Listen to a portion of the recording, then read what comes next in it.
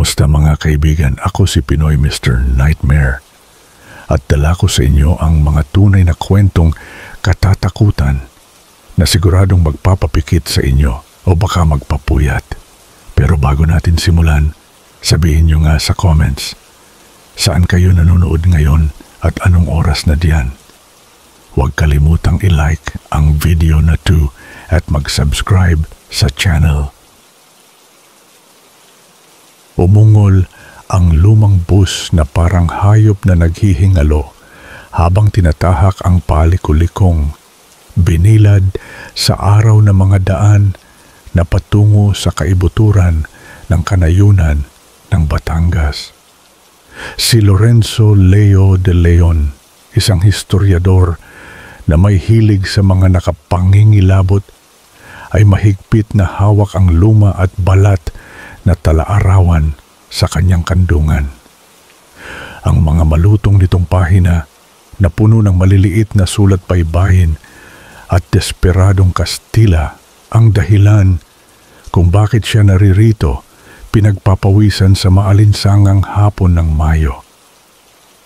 Ang talaarawan, isang mana mula sa kanyang lola sa ina, ay nagsasabi ng isang nakalimutang asyenda malapit sa bayan ng San Luis, isang lugar na tinatawag na Hacienda Silangan, at isang dilim na kumakapit sa kanilang lahi sa loob ng maraming henerasyon. Ang kanyang lola, si Lola Mers, ay laging tikom ang bibig tungkol sa kanyang mga ugat sa Batangas.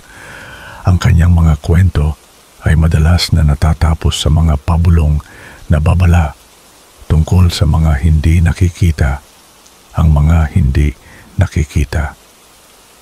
Nang sumakabilang buhay na lamang siya, natagpuan ni Leo ang talaarawan, nakatago kasama ang isang kinakalawang na pilak na agimat na hugis kasuklay na buwan. Ang mga nakasulat dito na kanyang pinaghihirapang isalin ay nagpapahiwatig ng isang masamang nilalang, isang tagapagbantay ng hindi mailarawang kapangyarihan at isang kasunduang ginawa sa dugo at mga butil ng kape ng Batangas. Ang bayan ng San Luis ay isang relikya. Ang simbahan nitong kolonyal na Kastila ay nakatayo ng buong dangal, ngunit lumana sa gitna ng mga nagkalat na mga lumang bahay. Si Leo ay nag-ayos na manatili sa bakanting bahay ng isang malayong kamag-anak, isang gumuguho na bahay na bato sa labas ng bayan, malapit sa lugar kung saan umano nakatayo ang Hacienda Silangan. "Ingat ka, hiho," sabi ng tricycle driver, si Mang Cardo. Malaki ang kanyang mga mata habang ibinababa si Leo. Ang mga lupa dito may sariling kwento. Minsan, ayaw nilang may nakikinig. Ang bahay ay nakakasakal. Makapal ang alikabok na parang sapot ng kamatayan. At ang hangin ay mabigat sa amoy ng pagkabulok at sampagwita mula sa isang ligaw na baging na sumasakal sa beranda. Nang unang gabing iyon, ang tulog ay isang digmaan. Ang mga kuliglig sa labas ay parang umuugong kasabay ng mabilis na pagtibok ng kanyang puso. Nakarinig siya ng mga bulong, mahina at parang sipol tulad ng mga tuyong dahon na nagkakaluskos sa sahig kahit na tahimik ang hangin. Dugo, kape, kaluluwa. Kinabukasan, sinimulan ni Leo ang kanyang pagtatanong. Maingat ang mga matatandang tagabayan, Hacienda Silangan? Sabi ng iba, hindi raw iyon umiral. Nagkukrus ang iba, bumubulong tungkol sa isang sinumpang lugar na nilamon ng kagubatan at ng galit ng taal Tanging si Aling Sabel, ang tuyot na herbolarya na ang pwesto ng mga halamang gamot at anting-anting ay palaging naroroon sa lokal na palengke, ang nagbigay ng kahit anong konkreto. Ang Hacienda Silangan ay hindi lang lupa, iho, sabi niya. Paus ang boses, ang kanyang mga mata ay parang pinakintab na obsidian. Ito'y isang sugat sa lupa, binuksan ng kasakiman. Nagsalita siya tungkol kay Don Rafael Almario, ang ninuno ni Leo. Isang lalaking ang ambisyon ay kasing lawak ng mga taniman ng kape na kanyang inukit mula sa kagubatan. Sinasabing nakipag-ugnayan siya sa isang makapangyarihang mangkukulam mula sa paanan ng Taal, humihingi ng maruming basbas para sa kanyang mga ani. Ang lupa ay humingi ng kapalit, patuloy ni Aling Sabel, ang kanyang tingin ay malayo. At ang pamilya Almario, nagbayad sila at patuloy na nagbabayad. Sa sumunod na mga gabi, lalo pang lumala ang mga kababalaghan. Mga anino ang nagsasayaw sa gilid ng kanyang paningin. Biglang lalamig ang temperatura sa kanyang silid, magbibigay balahibo sa kanya sa kabila ng nakakapasong init. Isang gabi, habang pinag-aaralan niya ang isang kupas na mapa mula sa talaarawan, isang mababang ungol ang umaling aungaw mula sa madilim na pasilyo. Napatigil siya, ang tunog ay napakasinauna, napakalapit. Pagkatapos, isang mabilis na sulyap, isang nakakuba na figura, napakatangkad at payat, na ang mga mata ay may bahagyang maputlang dilaw na ilaw. Naglaho ito bago pa siya makasigaw. Nagsimula siyang marinig ang ibong tiktik sa gabi. Ang nakakakilabot nitong tawag ay tagapagbalita ng aswang. Sabi ng mga tagabayan, ang nilalang daw iyon na nagmamanman para sa biktima. Isang gabi, nagising siya sa tunog ng pagkakaluskos sa bubong, parang malalaking kuko na nagkakaladkad sa mga tehas. Isinara niya ang kanyang pinto. Ang pilak na agimat ay mahigpit na hawak sa kanyang nanginginig na kamay. Nagdarasal para sa pagsikat ng araw. Binanggit ng talaarawan ang isang tiyak na lugar para sa ritual. Isang kakahuyan ng mga sinaunang puno ng balete sa kaibuturan ng dating hangganan ng asyenda. Sa kagustuhan ng pag-alam bilang historiador at desperadong kailangan ng mga kasagutan, nakipagsapalaran si Leo sa ligaw na kagubatan, kinagabayan ng krudong mapa. Lumamig ang hangin, hindi natural ang katahimikan. Nakita niya ang kakahuyan, ang mga puno ng balete ay bumubuo ng isang nakakasuklam na katedral. Ang mga ugat nitong nakalutang ay parang mga buto ng daliri. Sa gitna, nakalibing ng bahagya sa lupa ay isang altar na bato. Maitim ang mantsa. Nang hawakan niya ito, isang alon ng pagkahilo ang tumama sa kanya. Mga imahe ang bumaha sa kanyang isipan. Si Don Rafael, mas bata, mas mabangis, ang mukha ay nililiwanagan ng apoy, umaawit sa isang nakalimutang dialekto.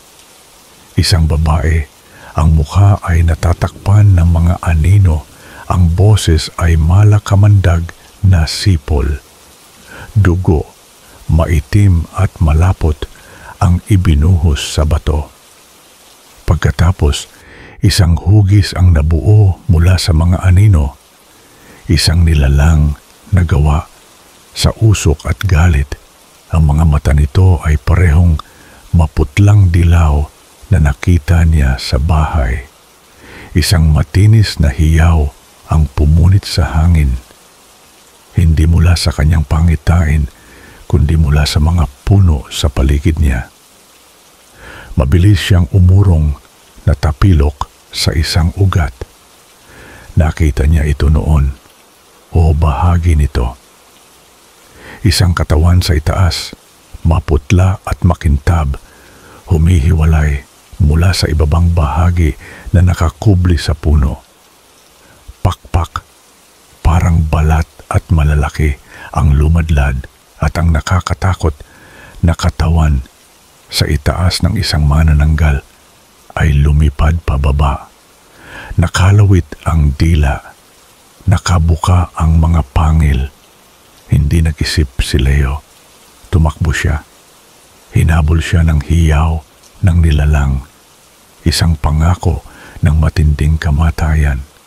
Lumabas siya mula sa kagubatan, humihingal, punit ang damit, gulong-gulo ang isipan. Nalaman niya noon na ang Batangas ay may taglay na lagim na napakalakas, napakalalim ang ugat. Gayunpaman, ang Tala-Arawan ay nagbigay ng isa pang nakakakilabot na pahiwatig. Si Don Rafael, dahil sa takot sa nilalang na kanyang pinakawalan, ay nagtangkang gapusin ito o marahil ilipat ang gutom nito. Ang kanyang mga huling nakasulat ay nagsasalita tungkol sa isang bagong pagsisikap, isang bagong pag-asa, malayo, isang asyenda ng tubo sa Negros, Bacolod. Ang paglalakbay patungong Negros Occidental ay puno ng pagkabahala na kumapit kay Leo tulad ng maalinsangang hangin ng mga isla. Umalis siya sa Batangas na may nakakakilabot na katiyakan. Ang dilim na nakatali sa kanyang lahi ay hindi lamang nakakulong sa lupang binahira ng kape ng Hacienda Silangan. Si Don Rafael Almario ang kanyang ninuno. Sa isang desperadong pagtatangka na makatakas sa masamang nilalang na kanyang pinagkasunduan, ay tumakas patungong Bacolod, umaasang maililibing ang kanyang mga kasalanan sa ilalim ng malalawak na mga taniman ng tubo. Ang pira-piraso, desperadong mga nakasulat sa huling bahagi ng Tala-Arawan ay naglalarawan ng isang malagim na larawan. Ang Hacienda Dulce Esperanza, ang asyenda ng matamis na pag-asa, ay naging isa pang sisidlan para sa sinaunang katatakutan. Sinalubong siya ng Bacolod na may halos mapanlinlang na ganda. Tinawag itong lungsod ng mga ngiti at sa katunayan nararamdaman ang init ng mga Ilonggo. Gayunpaman, sa ilalim ng marangal na anyo ng malalawak na mga lumang mansyon at ng laganap, nakakasakal na tamis ng pulot na nakabitin sa hangin. Naramdaman ni Leo ang nakatagong pagkabagabag, isang pamilyar na alingaw-ngaw ng hindi nakikitang mundo na kanyang nasilayan sa Batangas. Ang kanyang pananaliksik, isang malagim na pagpapatuloy ng desperadong mga sulat ni Don Rafael, ay nagdala sa kanya sa labas ng Silay City, isang lugar na kilala sa magandang pagkakapreserba ng mga lumang bahay. Ngunit tulad ng malapit na niyang matuklasan, ay mayroon ding bahagi ng mga nakatagong kasaysayan. Ang Hacienda Dulce Esperanza ay isang multo ng dati nitong anyo. Kung ano ang dating isang umuunlad na taniman ng tubo, isang patunay sa unang, bagaman panandalian, tagumpay ni Don Rafael sa Negros ay ngayon ay nakalatag sa mga guho. Ang malaking lumang bahay, isang 2 palapag na bahay na bato na marahil ay dating nakamamangha sa tanawin, ay isang nabubulok na kalansay. Ang mga bintana nito na parang walang lamang mga mata ay nakatingin sa mga bukid ng tubo na naging ligaw na, sumasakal sa lupa. Iba ang hangin dito, ang tamis ng asukal ay may bahid ng amoy ng basang lupa, pagkabulok at iba pa. Isang bagay na hindi mailarawan, sinauna at malungkot. Si Leo ay nakahanap ng matutuluyan sa isang simpleng pension house sa Silay, pinamamahalaan ng isang mabait, matandang babae na nagngangalang Doña Isidra. Ang kanyang pamilya, ipinahayag niya, ay naglingkod sa mga almaryo ilang henerasyon na ang nakalipas noong kasagsagan ng asyenda. Nang si Leo nang maingat ay banggitin ang kanyang pinagmulang almaryo at ang kanyang interes bilang historiador sa Dulce Esperanza, isang anino ang dumaan sa malumanay na mga katangian ni Doña Isidra. Dulce Esperanza, bulong niya, ang boses ay bahagya na lamang naririnig. Ang kanyang tingin ay malayo na parang nakatingin sa isang masakit na nakaraan. Matamis ang ngalan, apang mapait ang iyamaragtas. Matamis ang pangalan, ngunit mapait ang kanyang kasaysayan. Isinalaysay niya ang mga kwentong ipinasa sa kanilang pamilya. Mga kwento tungkol sa pagdating ni Don Rafael, ang kanyang masigasig na enerhiya habang sinusubukan niyang itatag ang bagong asyenda at ang unti-unti gumagapang na lagim na bumalot sa asyenda. Ang mga trabahador, sabi niya, ay magbubulong ng mga kakatwang pangyayari, mga kasangkapan na nawawala, nakakakilabot na tunog na nagmumula sa mga taniman ng tubo tuwing takip silim at isang laganap na pakiramdam na may nagmamasid. Ang ilan ay nagsalita tungkol sa isang matayog, malaanino na figura na nakita malapit sa mansyon ng Don, isang tamawo o marahil isang kapre. Ang mga mata nito ay parang nagbabagang mga baga.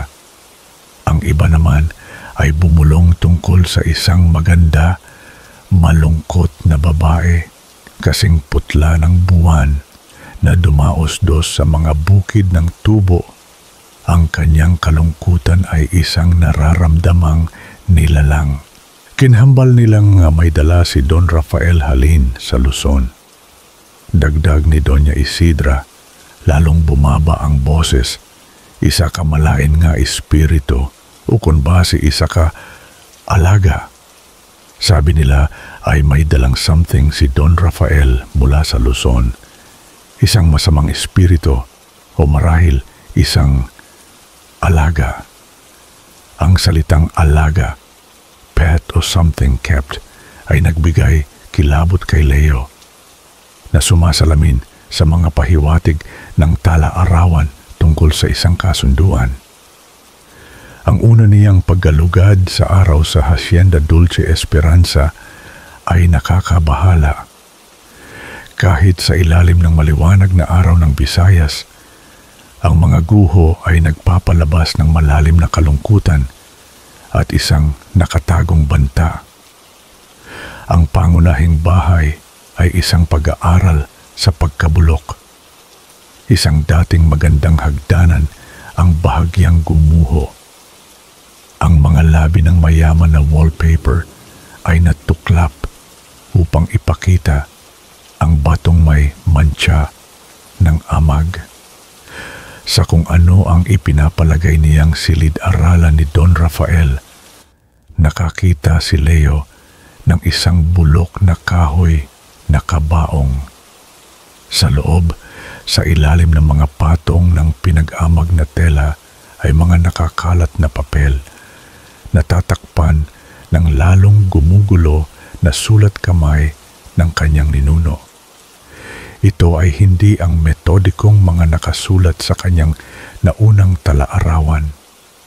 Ito ay krudo, desperadong mga sulat, puno ng takot at pagsisisi. Sumulat si Don Rafael tungkol sa nilalang ang lagim ng Batangas na sumunod sa kanya. Ito, isinulat niya, ay hindi nabubusog. Ang gutom nito ay lumalaki sa bawat taon na lumilipas. Inilarawan niya ito na nag-aanyong iba-iba, kumukuha ng kapangyarihan mula mismo sa lupang sinubukan niyang linangin.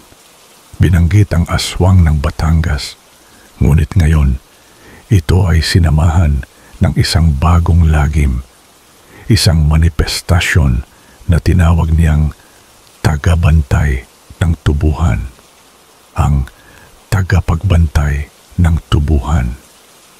Ang nilalang na ito isinulat niya ay isang malaking anino na umaaligid sa mga bukid.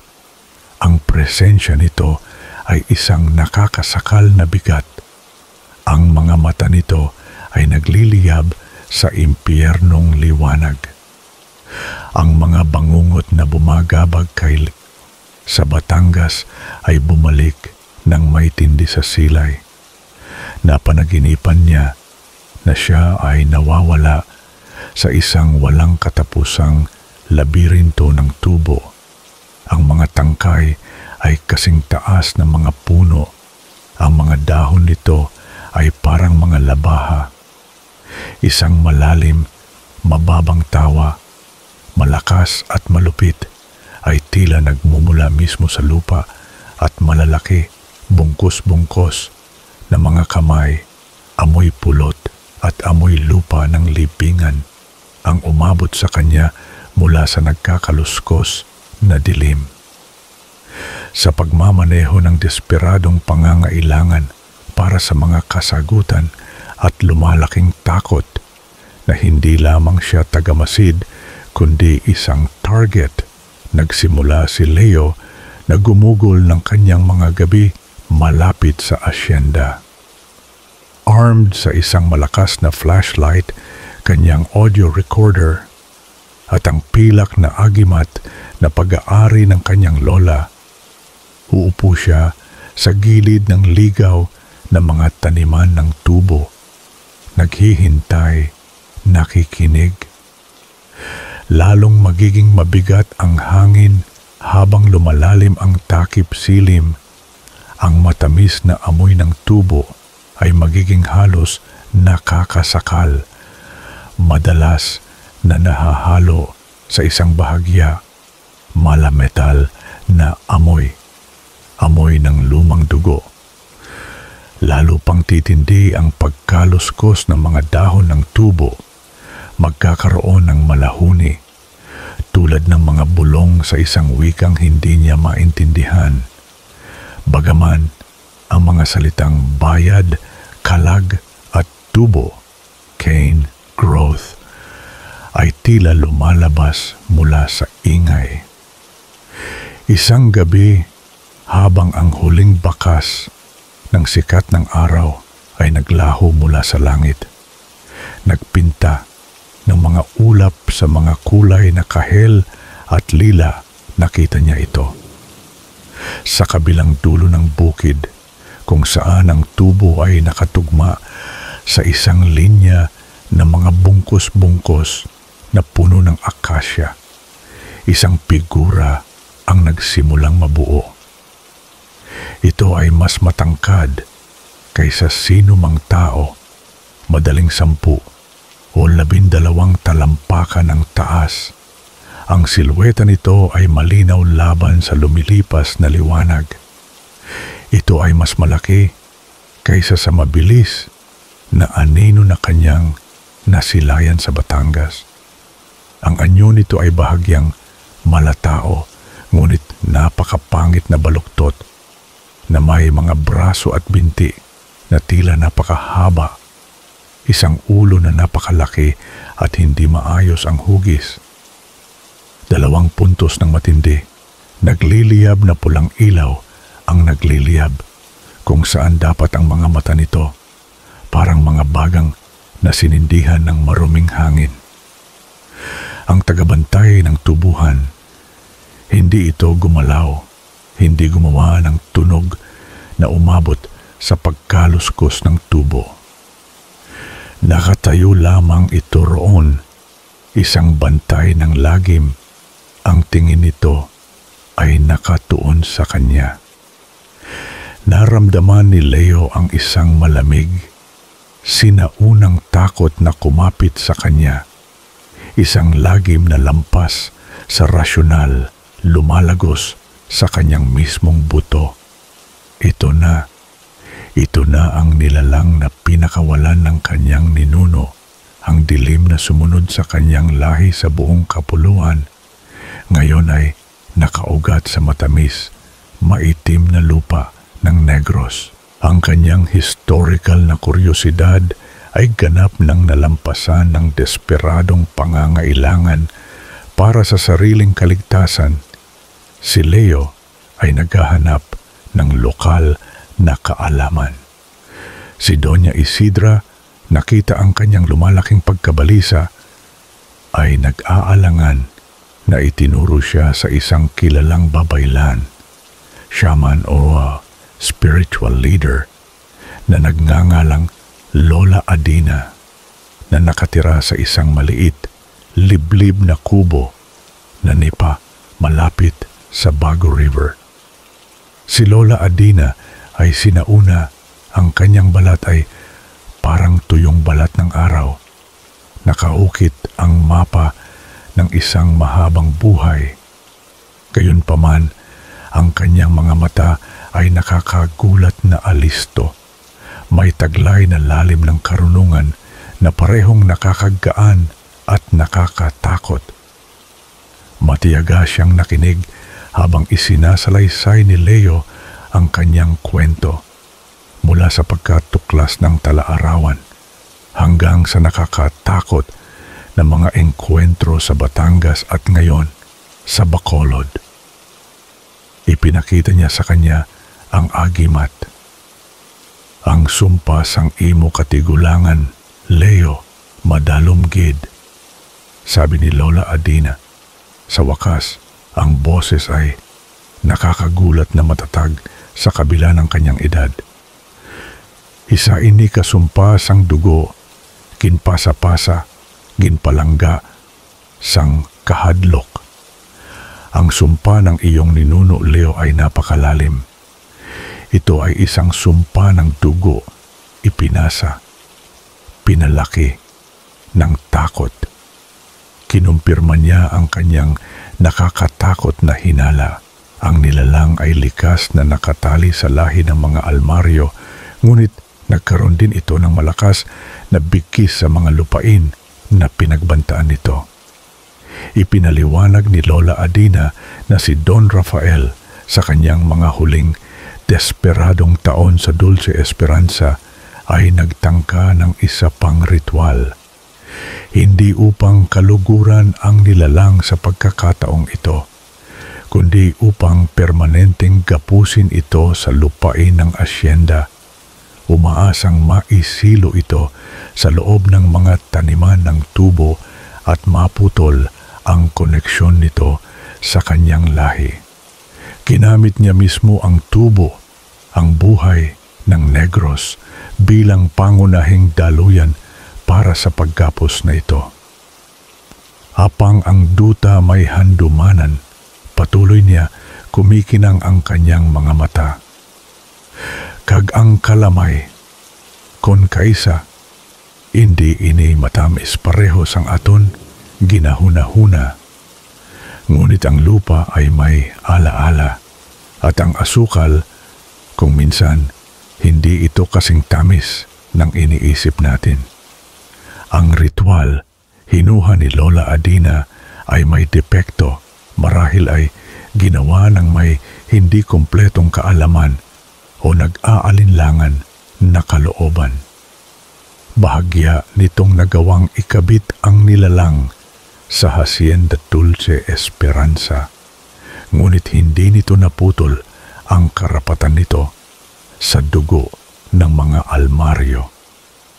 Sa halip, ang nilalang ay humugot ng lakas mula sa lupa, mula sa mga dekada ng pagod, kalungkutan at nakalimutang mga trahedya na bumabad sa lupa ng plantasyon. Ito ay naging mas malakas, mas matiyaga. Gayunpaman, mayroong isang kislap ng pag-asa. Nagsalita si Lola Adina tungkol sa isang kontra-ritual, isang mapanganib at mahirap na gawain. Ito ay mangangailangan kay Leo na harapin ng direkta ang tagabantay, hindi ng pagsalakay kundi ng isang handog, isang kasunduan ng paghihiwalay. Kailangan niyang bumalik sa puso ng Dulce Esperanza, sa mga gumuguho na guho ng pangunahing bahay sa gabi ng bagong buwan, kapag pinakanipis ang tabing sa pagitan ng mga mundo. Kailangan niya ang agimat, lupa mula sa Hacienda Silangan sa Batangas na kanyang instintibong dinala, at bagong gupit na tubo mula sa Dulce Esperanza. Dumating ang gabi ng bagong buwan na may nakakasakal na katahimikan. Makapal ang hangin, mabigat sa pangako ng bagyo na hindi pa bumubuhos. Si Leo, ang kanyang puso ay isang desperadong tambol laban sa kanyang mga tadyang, ay sumunod sa maingat na mga tagubilin ni Lola Adina. Pumasok siya sa kalansay na labi ng mansyon ng mga almaryo. Ang katahimikan sa loob ay nasira lamang ng malungkot na buntong hininga ng hangin sa pamamagitan ng isang malaking pintana at ang paminsan-minsang kaluskos ng hindi nakikitang mga nilalang sa nabubulok na sahig. Nagpunta siya sa kung ano ang dating Grand Sala, isang malaking butas sa kisaming kinain ng anay ang nagpapahintulot sa isang bahagya, malamulto na liwanag mula sa langit na walang bituin na sumala, bahagya lamang na nagliliwanag sa tanawin ng lubos na pagkatiwangwang. Maingat niyang inilatag ang mga bagay para sa ritual. Ang maliit na supot ng lupa mula sa Batangas, 3 tangkay ng tubo mula sa gilid ng asyenda, ang talaarawan ni Don Rafael at ang pilak na agimat na gasuklay na buwan. Huminga siya ng malalim, nagsimula siyang umindak sa mga salitang itinuro sa kanya ni Lola Adina. Isang komplikadong intonasyon na pinaghalong sinaunang dialekto ng Bisaya, mga pariralang Tagalog at mga piraso ng Latin. Isang pakiusap para sa paglaya, para sa pagputol ng maruming bigkis. Nang lumabas ang mga salita mula sa kanyang mga labi, biglang lumamig ang temperatura sa silid. Lalong dumilim ang bahagyang liwanag.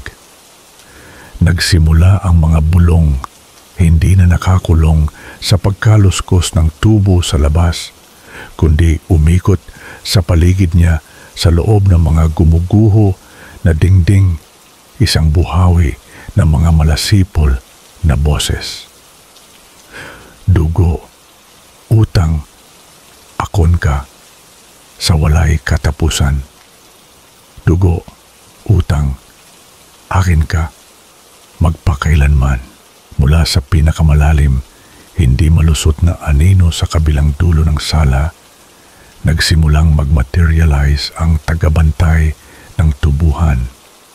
Ito ay mas malaki pa kaysa sa nasaksihan niya sa mga bukid. Ang anyo nito ay gumagalaw at nagbubuo na parang usok na binigyan ng nakakatakot, bangungot na anyo. Ang mga mata nitong baga ay nakatuon kay Leo, nagliliyab sa isang sinauna, hindi mabubusog na gutom na nangako ng pagkalimot. Mismong hangin ay kumaluskos sa masamang enerhiya nito at umungol ang nabubulok na sahig na parang nasa ilalim ng isang napakalaking, hindi nakikitang bigat. Takot, malamig at matalim na parang basag na salamin ay nagbanta na paralisahin siya, agawin ang kanyang boses, gawin siyang tumakas. Ngunit ang alaala ng pabulong, puno ng takot na mga babala ni Lola Merce, ang imahe ng pinahirapan na mukha ni Don Rafael sa kanyang talaarawan at ang bigat ng mga henerasyon ng minanang pagdurusa ay nagpatatag sa kanya sa lugar. Itinaas niya ang pilak na agimat. Malamig ang ibabaw nito laban sa kanyang nanginginig na palad, ngunit naglalabas ng bahagya, likas na init, tapos na. Sigaw niya ang boses niya, bagaman may bahid ng takot, ay umaling-aungaw ng desperadong resolution na ikinagulat maging ng kanyang sarili. Wala na kamugahom sa akon, hindi ako si Don Rafael. Ini nga utang, hindi akon pagbayaran sang dugo. Tapos na, wala na kayong kapangyarihan sa akin, hindi ako si Don Rafael. Ang utang na ito, hindi ko babayaran ng dugo. Ang nilalang ay bumulalas ng isang mababang ungol, isang tunog na tila nagmumula mismo sa kaibuturan ng lupa, niyugyog ang gumuguho na pundasyon ng bahay. Ang mga tangkay ng tubo sa sahig ay namilipit na parang buhay. Ang mga dahon nito ay humahampas. Ang supot ng lupa mula sa Batangas ay nagsimulang umusok ng bahagya. Namilipad ang mga pahina ng talaarawan ni Don Rafael ng ligaw na parang nahuli sa isang malamulto na hangin. Umusad ang tagabantay. Ang malaanino nitong mga kuko kasing haba ng karit ay umabot sa kanya. Nanatiling nakatayo si Leo. Tumataas ang boses sa sinaunang indak.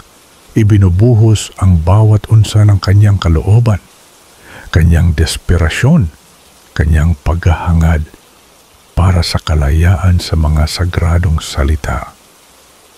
Nagsalita siya tungkol sa mga butil ng kape ng Batangas na bahiran ng kalungkutan at sakripisyo. Nagsalita siya tungkol sa tubo ng Negros na uminom ng mga luha ng lupa at ng mga tao nito. Nagsalita siya tungkol sa dalawang isla, nagkaisa sa kasakiman ng isang tao at ang dilim na inanyayahan nito. Naghandog siya hindi ng kanyang kaluluwa, hindi ng isa pang henerasyon sa gutom nito, kundi isang pakiusap para sa lupa mismo na bawiin ang karapatan nito para sa hindi natural na siklo na ganap na maputol. Ang agimat sa kanyang kamay ay naging napakainit, sinusunog ang kanyang palad, ngunit hindi niya ito binitiwan. Isang maningning, puting ilaw ang biglang sumabog mula sa pilak na gasuklay. Itinulak pabalik ang lumalapit na dilim, isang kalasag ng liwanag laban sa sinaunang kasamaan. Humiyaw ang tagabantay, isang tunog ng hindi mailarawang galit at paghihirap habang nilamon ito ng liwanag. Ang malahalimaw na mga anino na bumubuo sa anyo nito ay tila umurong, natunaw, kumalat na parang usok sa isang naglilinis na apoy. Pagkatapos kasing bilis at kasing dahas ng pagsisimula nito, natapos ang paghaharap. Nawala ang nakakasakal na lamig, pinalitan ng natural na halumigmig ng tropikal na gabi. Tumigil ang mga bulong, naiwan na lamang ang tunog ng mabigat na paghinga ni Leo at ang malayong ugong ng paparating na bagyo. Wala na ang tagabantay. Sa lugar nito ay nanatili na lamang ang bahagya, nananatiling amoy ng sinunog na asukal at basang nagulong lupa. Lumuhod si Leo, nahulog ang agimat mula sa kanyang may paltos na kamay. Lubos siyang pagod, pisikal at emosyonal na naubos, ngunit isang malalim na pakiramdam ng paglaya ng kaginhawaan ang bumalot sa kanya. Buhay siya, malaya siya. Sa labas, sa wakas, ay bumuhos ang bagyo. Humahampas ang ulan sa mga guho ng Hacienda Dulce Esperanza. Isang malakas na pag-ulan na parang isang paglilinis, hinuhugasan ng dumi at kalungkutan ng mga siglo. Umalis si Leo sa Bacolod na nagbago. Ang mga bangungot ay hindi ganap na nawala, ngunit naging mahina na ang mga ito, mga alingaw-ngaw ng isang laban na nilabanan at napanalunan. Hindi niya kailanman nalaman kung ang nilalang ay tunay na nawasak o tanging napatalsik lamang. Ang gutom nito ay nabusog o nailihis. Sabi ni Lola Adina, ang mga sinaunang bagay na ganoon ay bihirang matalo, tanging napakiusapan lamang. Ibinalik niya ang talaarawan sa lugar nito kasama ang malamig na ngayon na pilak na agimat. Sinulat niya ang kanyang sariling salaysay hindi lamang bilang isang historyador, kundi bilang isang nakaligtas, isang patunay sa dilim na maaaring mamuo sa magagandang lupain, isinilang mula sa mga pagpili ng tao. Minsan, kapag umiinom siya ng kape ng Batangas, nakakaramdam siya ng bahagyang kapaitan na walang kinalaman sa pagkaluto. At ang amoy ng tubo na dating matamis na nakakasakal, ngayon ay may taglay na bulong ng iba pa. Isang alaala ng mga nagagalaslasang bukid, mga matang baga at ang pinaghirapang lasa ng kalayaan. Ang dalawang isla, ang Batangas at Bacolod, ay nanatiling nakaukit sa kanyang isipan, hindi lamang bilang mga lugar sa mapa, kundi bilang mga tanawin ng isang lagim na kanyang hinarap, isang lagim na isinilang mula sa pinaghalong mga bulong ng dugo at asukal. Alam niya na laging nakikinig ang mga kwento ng lupa at kung minsan humihingi sila ng tugon. Naibigay niya ang kanyang tugon.